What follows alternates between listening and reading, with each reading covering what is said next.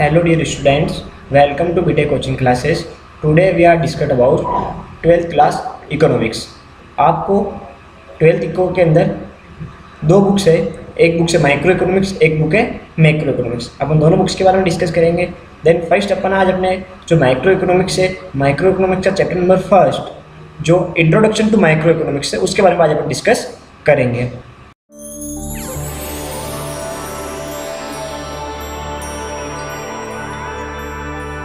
तो अपन अपना chapter number first introduction of micro economics बिना टाइम वेस्ट करे अपने स्टार्ट करते हैं. तो सबसे पहले जो अपने को इंट्रोडक्शन ऑफ माइक्रो इकोनॉमिक्स में पढ़ना है वो है, अपन एक बार पहले उसका इंट्रोडक्शन देख लेते हैं, साइनॉप्सिस के बारे में डिस्कस करते हैं.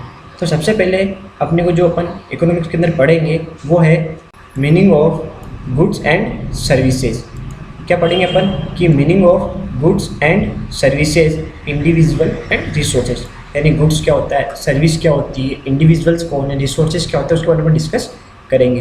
देन फिर अपन डिस्कस करेंगे मीनिंग ऑफ इकोनॉमिक्स. देन उसके बाद अपन किसके बारे में डिस्कस करेंगे, इकोनॉमिक्स क्या होता है.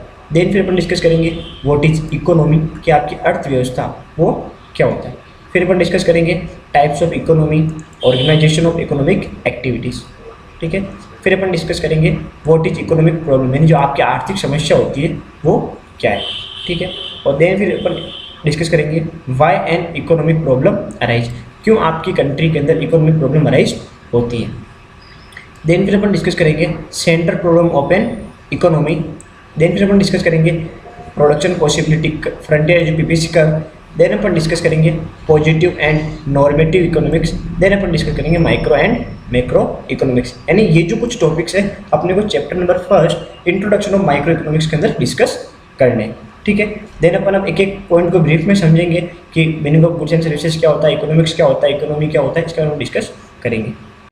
सबसे पहला अपनी जो की टर्म है गुड्स. गुड्स के बारे में अपने अपने साइनॉप्सिस में देखा था कि गुड्स क्या होता है. तो देखो सबसे पहले गुड्स यानी माल. गुड्स क्या होता है, जिसका एक फिजिकल एग्जिस्टेंस होगा, जिसको आप देख सकते हो, जिसको आप छू सकते हो. देखो क्या लिखा है, goods it mean physical tangible object used to satisfy people wants and needs. यानी गुड्स वो फिजिकल या वो टेंजिबल, टेंजिबल यानी मूर्त, जिसको आप छू सकते हो, जिसको आप देख सकते हो. Object use to satisfy people wants and, यानी गुड्स क्या होगा, वो एक फिजिकल या वो एक टेंजिबल प्रोडक्ट होगा जो एक कंज्यूमर उसको कंज्यूम करेगा, किसके लिए, अपनी वॉन्ट्स को फुलफिल करने के लिए. ठीक है. आगे था सर्विसेज. सेकंड अपन देखा था सर्विसेज. सर्विसेज क्या होती है, सर्विसेज ये होती है वो एक इंटेंजिबल होती है. लाइक आपने डॉक्टर से कोई सर्विसेज ली. ठीक है. आप बीमार थे, आपने डॉक्टर से कोई सर्विस ली, तो डॉक्टर ने आपको सर्विस दी, वो सर्विस आपको दिखी नहीं, इंटेंजिबल, यानी ना तो आप उसको छू सकते हो ना आप उसको देख सकते हो, बट डॉक्टर ने जो आपको सर्विस दी उससे आपकी बॉडी पे जो इफेक्ट हुआ आप उसको रियलाइज कर सकते हो. तो देखो सर्विस क्या है, it mean that intangible satisfaction of wants and needs. यानी वो इंटेंजिबल तरीके से यानी अमूर्त तरीके से आपकी वांट सेटिस्फेक्शन प्रोवाइड कर रही है. ठीक है. पहला अपन ने देखा गुड्स. गुड्स क्या होता है कि जो टेंजिबल होता है. क्या होता है, टेंजिबल होता है, जिसको आप देख सकते हो, छू सकते हो, उसके द्वारा आप अपनी वांट्स को फुलफिल करोगे. लाइक आपने कोई भी कमोडिटी परचेज करी, खाने की चीज़ ले लो, पहनने की चीज़ ले लो, कोई भी कमोडिटी परचेज करी जो आपकी वांट्स के लिए ज़रूरी है, आपने वो कंज्यूम करा, आपने कंज्यूम करते आपकी वांट्स फुलफिल हो गई, जो आप देख सकते हो, जो आप छू सकते हो. But services, what is services, services मतलब क्या है, वो भी आपकी वांट्स को फुलफिल ही करेगा, दोनों आपकी वांट्स फुलफिल करेगा. बट सर्विस क्या है, एक इंटेंजिबल है जो अमूर्त तरीके से आपकी सर्विसेज को, आपकी वांट्स को फुलफिल करेगी. बट गुड्स क्या है, जिसको आप देख सकते हो, जिसको आप छू सकते हो और आपकी वांट्स को फुलफिल. आगे की टर्म है अपना इंडिविजुअल. आगे की टर्म क्या है अपना इंडिविजुअल. ठीक है. कि इंडिविजुअल्स क्या होता है, देखो it mean an individual decision making unit. It can be person or group like a household or a firm etc. यानी इंडिविजुअल क्या हुआ, it means an individual decision making unit. It can be person or group of person like household or firm etc. कोई भी individual वो हो सकता है जो एक डिसीजन मेकिंग होगा. लाइक आपका वो कोई फर्म हो सकता है, कोई house hold sector. House hold sector मतलब फैमिली सेक्टर उसके अंदर आ गया, मतलब घरेलू सेक्टर जिसको बोला जाता है, लाइक कंज्यूमर वगैरह. और फर्म यानी कोई एक इंडस्ट्री वगैरह फर्म वगैरह होगी. तो इंडिविजुअल क्या है, it mean an individual decision making, यानी किस इंडिविजुअल डिसीजन मेकिंग को बोला जाएगा इंडिविजुअल. इट कैन भी, वो कौन कौन हो सकता है, देखो it means an individual decision making, यानी इसका मतलब क्या है, एक इंडिविजुअल डिसीजन मेकिंग यूनिट से इसका मतलब है जो कौन हो सकता है, एक फर्म हो सकता है, एक हाउस होल्ड हो सकता है। देन अपन डिस्कस करते हैं रिसोर्सेज क्या होते हैं। It mean those goods and services which are used to produce other goods and services, for instance land, labor, tools and machinery। यानी रिसोर्सेज मतलब क्या होता है कि उन गुड्स या उन सर्विसेज को बोला जाता है जो किसी दूसरे गुड्स एंड सर्विसेज को प्रोडक्शन करने में आपकी मदद करेंगे। For example land, labour, tools. आज आपको मेनली किसी भी चीज़ का प्रोडक्शन करना है तो आपको 4 चीज़ें की आवश्यकता होती है। पहला लैंड, दूसरा लेबर, तीसरा कैपिटल और चौथा एंटरप्रेन्योर। देखो आज आपके पास जगह नहीं होगी किसी चीज़ का प्रोडक्शन करने, तो आप लैंड के बिना कोई प्रोडक्शन नहीं कर सकते हो। आपके पास लैंड है बट लेबर यानी मजदूर नहीं है तो आप प्रोडक्शन नहीं कर सकते हो। मजदूर है बट जेब में पैसा नहीं है तो आप प्रोडक्शन नहीं कर सकते हो। और एंटरप्रेन्योर सबसे बड़ा दिमाग। अगर आज आपके पास आपके बिजनेस को चलाने के लिए दिमाग ही नहीं है, कोई एंटरप्रेन्योर टेक्निक ही नहीं है, तो भी अपना बिजनेस नहीं कर सकते हो। तो रिसोर्सेज मतलब क्या है कि किसी भी एक गुड्स का प्रोडक्शन करने के लिए जो दूसरे गुड्स आपकी मदद कर रहे हैं। It mean those goods and services which use to produce other goods, यानी आप उन गुड्स एंड सर्विसेज का इस्तेमाल कर रहे हो किसके लिए, किसी अनदर गुड्स का प्रोडक्शन करने के लिए, तो उसको अपन क्या बोलेंगे, रिसोर्सेज बोलेंगे। ठीक है, तो ये अपनी की टर्म थे, अपन इसके बारे में डिस्कस करा। अपना मेनली टॉपिक यहाँ से स्टार्ट होता है कि मीनिंग ऑफ इकोनॉमिक्स। इकोनॉमिक्स का मतलब क्या, अपनी अर्थशास्त्र का मतलब क्या। तो इकोनॉमिक्स का मतलब समझने के लिए आपको ये बात दिमाग में रखना होगा कि ह्यूमन की जो वांट्स होती है वो क्या होती है, अनलिमिटेड होती है। इच्छाएं असीमित होती है। मानव की इच्छा कभी समाप्त नहीं होती। आज आपकी एक इच्छा समाप्त हुई, दूसरी इच्छा ऊपर गई। आज अगर मुकेश अंबानी के पास इतना पैसा बट भी वो रात को सोचता होगा कि थोड़ा पैसा मेरे पास और होता तो मजा आता। तो मतलब क्या, मानव की जो इच्छाएं होती है वो क्या होती है, असीमित होती है। कभी इच्छा सीमित समाप्त नहीं होती। आज आपकी एक इच्छा समाप्त हुई, जब आप छोटे थे तो साइकिल थी, साइकिल से आपकी इच्छा पूरी हो रही थी। बड़े है तो बाइक से इच्छा पूरी हुई, बट थोड़े और बड़े हो तो कार। मतलब धीरे धीरे आपकी इच्छा क्या होती जा रही है, बढ़ती जा रही है। इच्छा कभी समाप्त नहीं हो रही है। बट आपके पास जो रिसोर्सेज है, जो साधन है, वो क्या है, सीमित है। मतलब आपके पास जेब में पैसा है, जो साधन है वो क्या है, सीमित है। और सीमित साधनों के भी क्या होते हैं, काफ़ी ज़्यादा वैकल्पिक उपयोग होते हैं। तो इकोनॉमिक्स क्या होता है, इकोनॉमिक्स ये बताता है कि हम किस प्रकार सीमित संसाधनों से असीमित मानव की जरूरतों को पूरा करेंगे। उसकी अध्ययन जिस शाखा में करा जाता है उस शाखा को अर्थशास्त्र कहा जाता है। कि किस प्रकार आप अपनी असीमित ज़रूरतों को सीमित साधनों से पूरा करोगे। उनकी जहाँ पर अध्ययन या जहाँ पर स्टडी करा जाता है उसको क्या बोला जाता है, इकोनॉमिक्स या अर्थशास्त्र कहा जाता है। तो अपने नोट्स पे देखते हैं। Economic is concern with the study of economic problem that arises because human wants are unlimited and resources to satisfy those wants are limited or scarce and these scarce resources have alternative uses। यानी ये बोला गया इसके अंदर पूरा कि economic के अंदर इकोनॉमिक प्रॉब्लम अराइज होती है। क्यों होती है, क्योंकि ह्यूमन की वॉन्ट्स क्या होती है, अनलिमिटेड होती है, बट रिसोर्सेज क्या है, लिमिटेड है। और आपके पास जो लिमिटेड रिसोर्सेज है उनके भी काफ़ी ज़्यादा मल्टीपल यानी अल्टरनेटिव यूजेज माने जाते हैं। तो अब आप किस प्रकार अपनी लिमिटेड रिसोर्सेज अनलिमिटेड वांट्स को फुलफिल करोगे, उसकी स्टडी जिस ब्रांच में की जाती है उस ब्रांच को इकोनॉमिक्स कहा जाता है। आगे देखना, economic focus on the rational management और scarce resources in order to maximise economic welfare. Hence economic is about making choices in the backdrop of scarcity. मतलब इसका सिंपल सा यही मीनिंग है कि इकोनॉमिक्स मतलब क्या है कि आपके पास जो स्केर्सिटी ऑफ रिसोर्सेज यानी साधनों की जो कमी है, उन साधनों की कमी को दूर करके यानी आपको इस प्रकार का गुड्स कंज्यूम करना है क्योंकि आपके पास वांट्स तो अनलिमिटेड है बट रिसोर्सेज क्या लिमिटेड है। अब आपको लिमिटेड रिसोर्सेज से ऐसी वांट्स को डिसाइड करना है जो आपको ज़्यादा से ज़्यादा सेटिस्फेक्शन प्रोवाइड कराए। वो क्या होगा आपका इकोनॉमिक्स में, आप उसका स्टडी करोगे। आ गया था इकोनॉमी, अर्थव्यवस्था क्या है। देखो हर एक कंट्री की अलग अलग इकोनॉमी होती है। हर एक कंट्री की क्या होती है, अलग अलग इकोनॉमी होती है। फॉर एग्जांपल जैसे अपनी इंडिया की इंडियन इकोनॉमी है, यूएसए की यूएसए इकोनॉमी, चाइना की चाइना इकोनॉमी, आगे ब्राज़ील, फ्रांस, उनकी हर एक कंट्री की अपनी अलग अलग इकोनॉमी होती है। अब देखो इकोनॉमी क्या है, आज आप इंडिया के अंदर जो सर्विसेज ले पा रहे हो, लाइक मार्केट से मार्केट की सर्विसेज ले पा रहे हो, बैंक से बैंकिंग की सर्विसेज ले पा रहे हो, हॉस्पिटल से हेल्थ सर्विसेज ले पा रहे हो, ट्रांसपोर्ट से ट्रांसपोर्ट की सर्विसेज ले पा रहे हो। ये सब सर्विसेज आपको आपकी इकोनॉमी की मदद से मिल रही है। क्या मिल रही है आपको, आपकी इकोनॉमी की मदद से मिल रही है। तो इकोनॉमिक क्या होता है, यानी इकोनॉमी क्या होता है कि वो आपको काम करने के साधन प्रोवाइड करवाती है। क्यों? क्योंकि आप अपनी जीवन याचिका को चला सकते हो। Economy is provide mean to work for satisfaction of their wants. तो इसके अंदर अपन देखते हैं, देखो a system, एक system in which people get a living to satisfy their wants through the process of production, consumption, investment and exchange it's forward. मतलब economic ऐसी process है जो ह्यूमन की वांट्स को फुलफिल करती है थ्रू किसकी प्रोसेस है, आप प्रोडक्शन करके, कंजप्शन करके, इन्वेस्टमेंट करके एंड एक्सचेंज करके आप अपनी वांट्स को, मतलब आपको अपनी वांट्स को फुलफिल करना है। देखो एक system in which people get a living to satisfy their want, यानी पीपल अपनी वांट्स को सेटिस्फाई करता है through the process of production करके, कंजप्शन करके, इन्वेस्टमेंट करके एंड एक्सचेंज करके। अपन एक के बारे में अंदर डिस्कस करेंगे।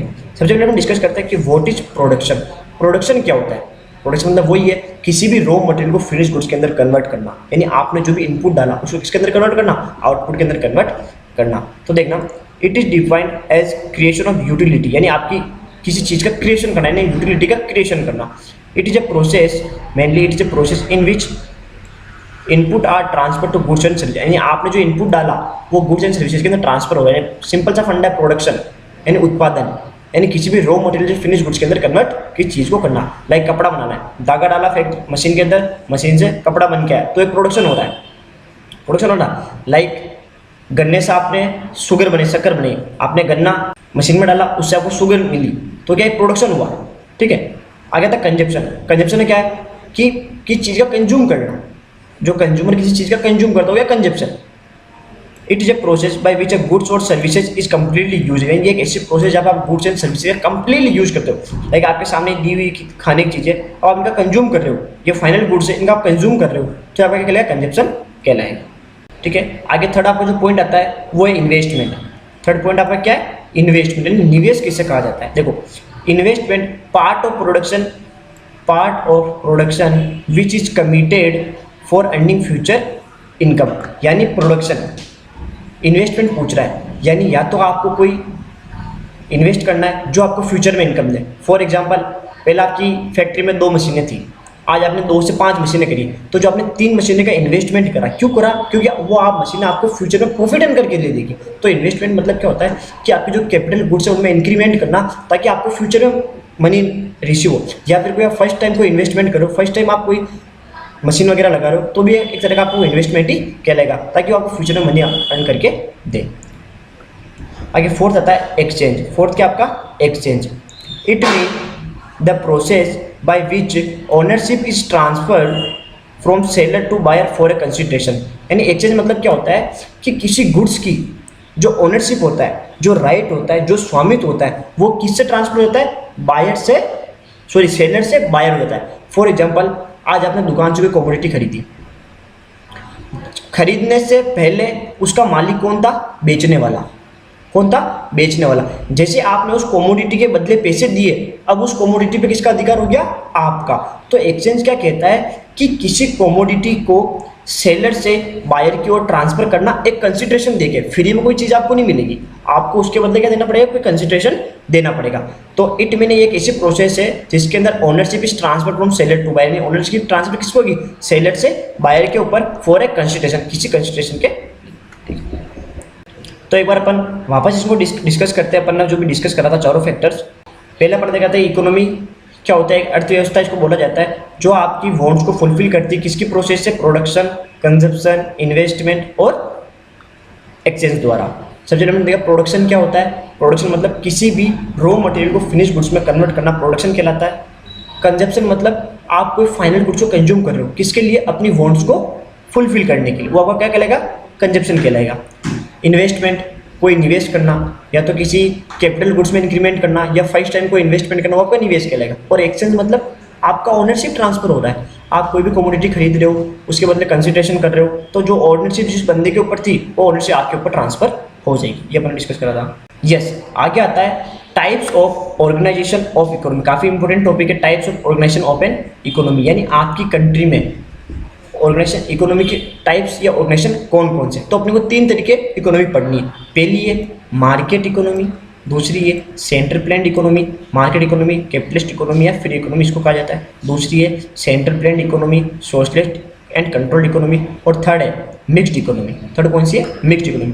तो सिंपल से पहले अपन समझते हैं कि मार्केट इकोनॉमी क्या होता है। तो समझना, मार्केट इकोनॉमी या कैपिटलिस्ट इकोनॉमी या फ्री इकोनॉमी उसको कहा जाता है जिसका ओनरशिप, मैनेजमेंट एंड कंट्रोल किसके हाथ में होगा? प्राइवेट सेक्टर्स में, यानी निजी क्षेत्र के हाथ में होगा। और जिसका मुख्य उद्देश्य क्या होगा? लाभ कमाना। इसका मुख्य उद्देश्य क्या होगा? लाभ कमाना। तो देखना इसके अंदर all important decision regarding production, consumption and exchange of goods and services are made through market. यानी जो भी इंपॉर्टेंट डिसीजन होंगे लाइक प्रोडक्शन से रिगार्डिंग, कंजप्शन से रिगार्डिंग और इन्वेस्टमेंट एक्सचेंज आप जो गुड्स एंड सर्विसेज का एक्सचेंज करोगे वो सब डिसीजन किसके द्वारा लिया जाएगा? मार्केट द्वारा लिया जाएगा, बाजार द्वारा लिया जाएगा। बाजार मतलब प्राइवेट सेक्टर्स द्वारा लिया जाएगा। और जो फोर्सेज और डिमांड एंड सप्लाई, यानी forces of demand supply intersect and decide the price and quantity, काफ़ी ज़्यादा इंपॉर्टेंट है। इसका समझने के लिए आपको ये ध्यान रखना है कि जहाँ डिमांड का स्लोप क्या होता है आपका? डिमांड का स्लोप क्या होता है? Upward to downward. यहाँ पे डिमांड का स्लोप क्या होता है? ये आपका डिमांड का स्लोप है ऊपर से नीचे की ओर आ रहा है, ऊपर से नीचे की ओर आ रहा है। और जो आपका सप्लाई का स्लोप होता है उसमें कौन सा रिलेशन है? पॉजिटिव रिलेशन होता है। जैसे आपका सप्लाई का स्लोप है, तो देखो पहले नीचे था, अब ऊपर और जा रहे हैं, ठीक है ना। तो ये दोनों जो स्लोप, जैसे ये डिमांड का स्लोप ये रहा नीचे आ रहा और सप्लाई का स्लोप ये ऊपर जा रहा है, ये दोनों स्लोप जहाँ पर इंटरसेक्ट हो जाएंगे उस जगह किसी भी कमोडिटी की प्राइस और कमोडिटी की क्वांटिटी डिसाइड की जाती है। तो इसमें बताया गया है कि forces of demand supply, forces of demand supply intersect and decide the price and quantity. यानी आपका डिमांड का स्लोप है, यहाँ पर क्या है? डिमांड का स्लोप जो क्या होता है? अपवर्ड टू डाउनवर्ड होता है। और जो कि आपका सप्लाई का स्लोप डाउनवर्ड टू अपवर्ड होता है। तो उसके अंदर क्या होगा? उसको वो दोनों जहाँ पे इंटरसेक्ट होंगे वहाँ पे क्या होगा? जहाँ पे प्राइस एंड क्वांटिटी डिसाइड होगी, ठीक है। दूसरा क्या है आपके, ठीक है, आगे अपन डिस्कस करते हैं central planned economy, socialist economy या कंट्रोल्ड इकोनॉमी। ये क्या होता है? इसके अंदर ऑल इंपॉर्टेंट, इसके अंदर समझना है सोशलिस्ट इकोनॉमी, सोशल समाज का नाम आ रहा है सोशलिस्ट इकोनॉमी। इसमें क्या होगा? मैनेज या ओनरशिप या कंट्रोल किसके हाथ में होगा? पब्लिक सेक्टर यानी गवर्नमेंट के हाथ में होगा। किसके हाथ में? गवर्नमेंट के हाथ में। और जो मुख्य उद्देश्य होगा वो क्या होगा? वेलफेयर करना। क्या होगा? वेलफेयर करना। तो देखना, all important decision regarding production, consumption and exchange of goods and services are made by government. किसके द्वारा करा जाएगा? गवर्नमेंट द्वारा करा जाएगा। और जो मिक्स्ड इकोनॉमी होती है वो क्या होती है? जिसके अंदर कुछ पार्ट गवर्नमेंट का, कुछ पार्ट प्राइवेट सेक्टर्स का होगा, ठीक है। जो प्रॉफिट भी कमाएगा और कल्याण भी करेगा। जैसा आज अपन अपनी इंडिया की इकोनॉमी की बात करें तो इंडिया की इकोनॉमी कौन सी? Mixed economy. कैसे पता चला? क्योंकि आप देखो, आपको इंडिया में प्राइवेट हॉस्पिटल्स मिलेंगे, गवर्नमेंट हॉस्पिटल्स मिलेंगे, प्राइवेट स्कूल्स मिलेंगे, गवर्नमेंट स्कूल्स मिलेंगे, प्राइवेट बैंक्स मिलेंगे, गवर्नमेंट। तो देखो दोनों साथ में मिलकर कार्य कर रहे हैं। जहाँ पर प्राइवेट स्कूल क्या कर रही है? प्रॉफिट कमा रही है, बट गवर्नमेंट स्कूल क्या कर रही है? समाज का कल्याण कर रही है। तो दोनों कार्य हो रहे ना। तो इंडिया क्या है कि मिक्स्ड इकोनॉमी। तो देखो, an economy in which some important decision are taken by government and the economic activity are conducted through the market. और इकोनॉमिक एक्टिविटी किसके द्वारा कंडक्ट होती है? मार्केट द्वारा कंडक्ट की जाती है। अब अपना इंपॉर्टेंट टॉपिक आता है economic problem and it's emergence. Economic problems क्या होती है? पहला बताया था आर्थिक समस्या किसे कहते हैं।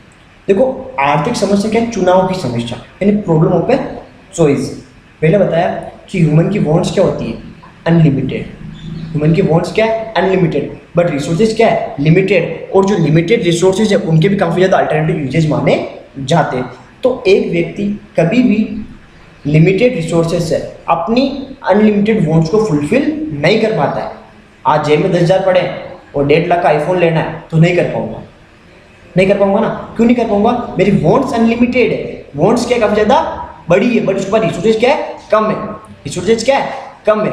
तो आप अपनी अनलिमिटेड वांट्स को लिमिटेड रिसोर्सेज से फुलफिल नहीं कर पाओगे। तो इस कंडीशन में आपको एक प्रॉब्लम ऑफ चॉइस अराइज होगी। इसको केवल प्रॉब्लम चॉइस। आज जेब में 10,000 पड़े, 1.5 लाख आईफोन नहीं ले सकता हूँ, तो क्या है? आपको प्रॉब्लम चॉइस यानी चुनाव करना पड़ेगा कि मैं क्या चीज़ खरीदूँ, वो कि कौन सा फ़ोन खरीदूँ, क्या चीज़ खरीदूँ, उन रिसोर्सेज से कौन सी वांट्स को खरीदूँ जो मेरे को ज़्यादा से ज़्यादा सेटिस्फेक्शन प्रोवाइड करवाएगी। उस प्रॉब्लम को बोला जाएगा प्रॉब्लम ऑफ ए चॉइस। तो देखना इसके अंदर economic problem means problem of a choice या arising out due to limited resources having alternative uses main causes of economic problem. यानी इकोनॉमिक प्रॉब्लम किस लिए राइज हो रही है? क्योंकि किससे हो रही है? अगले बार लिमिटेड रिसोर्सेज है और उनके भी क्या है, काफ़ी ज़्यादा अल्टरनेटिव यूजेज माने जाते हैं। डन, ठीक है। अब क्या क्या कारण है? देखो, पहला, human wants are unlimited. Human की इच्छा क्या होती है? असीमित होती है। कभी भी इच्छा समाप्त नहीं हो सकती, कभी भी। एक इच्छा समाप्त हुई, दूसरी इच्छा वापस उत्पन्न हो जाती है। दूसरा, रिसोर्सेज आर क्या है? लिमिटेड। आपके साधन क्या है? लिमिटेड। तीसरा, रिसोर्सेज अल्टरनेटिव यूजेज, और आपके रिसोर्स क्या अल्टरनेटिव यूजेज माने जाते हैं। यस, सबसे अच्छा topic, central problem of the economy, यानी आपकी अर्थव्यवस्था के अंदर एक केंद्रीय समस्या उत्पन्न होती है। कौन सी समस्या उत्पन्न होती है? एक केंद्रीय समस्या। ठीक है, देखना वो केंद्रीय समस्या क्या होती है। 3 समस्या आती है आपकी इकोनॉमी में। पहला आता है what to produce and what quantity to produce. आपकी इकोनॉमी में ये देखो, सबसे पहले अपन ने बात करी अपनी इकोनॉमी में क्या लिमिटेड रिसोर्सेज है। रिसोर्सेज क्या लिमिटेड है, तो अपन हर एक चीज़ का प्रोडक्शन नहीं कर सकते, हर एक चीज़ का प्रोडक्शन नहीं कर सकते। भैया आज रिसोर्सेज मेरे पास लिमिटेड है तो मैं सारा तो प्रोडक्शन नहीं कर पाऊंगा, मन चाहे प्रोडक्शन तो नहीं कर पाऊंगा। तो मेरे को सबसे पहले ये इन्वेस्टिगेशन करना है या ये आइडेंटिफिकेशन करना है कि मेरे पास रिसोर्सेज क्या है, लिमिटेड है। तो मेरे को जो प्रोडक्शन करना है उसको सोच समझ से करना है, यानी क्या प्रोडक्शन करूँ और कितनी क्वांटिटी में करूँ। अगर आज मेरे पास रिसोर्सेज अनलिमिटेड होते हैं तो मन चाहे प्रोडक्शन कर सकता, मन चाहे क्वांटिटी में कर सकता, बट मेरे पास रिसोर्सेज क्या है, लिमिटेड है। तो मेरे को उनके अकॉर्डिंग प्रोडक्शन करना पड़ेगा। पहला पॉइंट समझेंगे इसके अंदर। दूसरा है how are this good produce, यानी आप अपने गुड्स का प्रोडक्शन कैसे करें, किस प्रकार करें। तो मेरी बात सुनो, आज अपनी इंडिया है, इंडिया के अंदर क्या है, ज़्यादा फोर्स किसका, लेबर्स का। 2 टेक्निक होती है गुड्स को प्रोडक्शन करने की, एक होती है लेबर इंटेंसिव टेक्निक, यानी लेबर इंटेंसिव टेक्निक, एक होता है कैपिटल इंटेंसिव टेक्निक, CIT और LIT, लेबर इंटेंसिव टेक्निक और कैपिटल इंटेंसिव टेक्निक।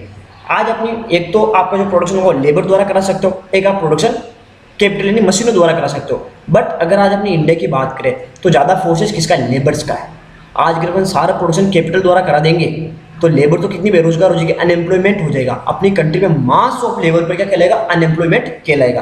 क्योंकि बाहर की कंट्री की बात करें तो वहाँ पर क्या टेक्नोलॉजी अच्छी है, टेक्नोलॉजी अच्छी है। बट इंडिया की बात करें तो यहाँ पर वाजिब सी बात, टेक्नोलॉजी की अगर बात करें तो इंडिया में भी अच्छी है। बट अगर अपन बात करें तो इंडिया के अंदर काफ़ी ज़्यादा क्या है, लोग काम करते हैं। तो अगर आज मैं बताऊँ इंडिया के अंदर अगर सबसे पहले इकोनॉमी का क्या होता है, वेलफेयर करना। इकोनॉमी का काम क्या है, वेलफेयर करना। तो अगर वेलफेयर करना मतलब क्या होगा कि ज़्यादा किसका फोर्सेज यहाँ पे, लेबर्स का है। तो काम किससे कराना, लेबर्स द्वारा कराना है। किससे कराना है, लेबर्स द्वारा काम कराना है।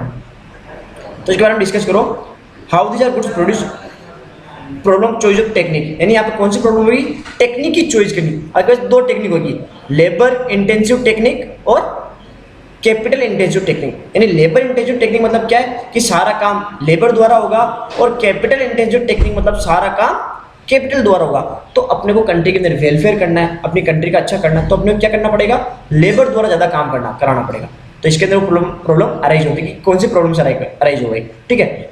और फॉर होम टू प्रोड्यूस, और आप जो गुड्स का प्रोडक्शन कर रहे हैं वो किसके लिए करें, फॉर होम टू प्रोड्यूस, आप जो गुड्स का प्रोडक्शन कर रहे हैं वो किसके लिए करें। तो देखो इसके अंदर होता है कि अपने को देखना पड़ता है कि अपन ने जो गुड्स का प्रोडक्शन करा है, मेनली अपन ने अपनी इकोनॉमिक सेक्टर को 2 भागों में बांट दिया। एक सेक्शन अपना रिच का है, एक सेक्शन अपना पुअर्स का है। तो अपना जो गुड्स है ना, जो आप प्रोडक्शन कर रहे हो, वो दोनों सेक्टर को ध्यान में रख के करना है। यूँ नहीं है कि सारा गुड्स रिच के पास हो, या यूँ नहीं है कि सारा गुड्स गरीबों के लिए प्रोडक्शन हो रहा है, ठीक है। तो अपने को देखना है कि अपना जो गुड्स के अंदर प्रोडक्शन हुआ है उसमें कितना जो रेशियो है वो रिच का रहा है और कितना रेशियो पुअर का रहा है। जैसे आपने आज गुड्स प्रोडक्शन करा, आज प्रोडक्शन के आपने करा, अपन ने बोला कि लेबर प्रोडक्शन करेगी, तो लेबर तो किसके अंदर गिनी जाएगी, पुअर के अंदर गिनी जाएगी। अगर आज लेबर प्रोडक्शन कर रही है तो लेबर क्या कर रही है, प्रोडक्शन कर रही है।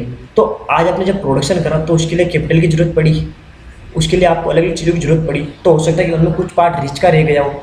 तो अपने को देखना पड़ेगा कि अपने पास मेनली इकोनॉमिक सेक्टर के 2 सेक्टर है, रिच और पुअर।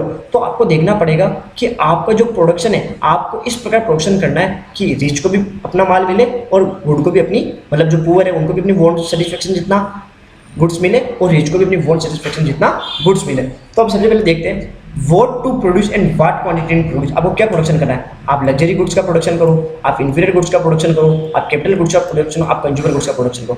आपके पास बोला था कि लिमिटेड रिसोर्स है, सारे गुड्स का तो आप प्रोडक्शन कर नहीं सकते हो, तो आपको करना पड़ेगा, आइडेंटिफिकेशन करना पड़ेगा कि आपको किस गुड्स का प्रोडक्शन करना है। दूसरा टेक्निक बताया, लेबर इंटेंसिव टेक्निक है, कैपिटल इंटेंसिव टेक्निक। और तीसरा बताया कि किसके लिए, कि आप गरीबों के लिए प्रोडक्शन करना चाहते हो या अमीरों के लिए प्रोडक्शन करना चाहते हो। तो आपको ऐसा करना है कि दोनों सेक्टर को उनके वांट के अकॉर्डिंग गुड्स मिल जाए। तो ये तीनों प्रॉब्लम ये राइज होती है।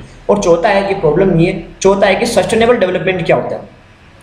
देखो सस्टेनेबल डेवलपमेंट मतलब ये होता है कि ये एक ऐसा डेवलपमेंट है, ये बताता है कि अपनी इकोनॉमी में, देखो इकोनॉमी मतलब क्या है कि अपने जो मतलब पीपल्स हैं उनको प्रेजेंट की नीड्स को फुलफिल करना है, बट ये ध्यान में रख के करना है कि आने वाली जनरेशन को अपनी वांट्स को फुलफिल करने के लिए कोई भी कॉम्प्रोमाइज ना करना पड़े।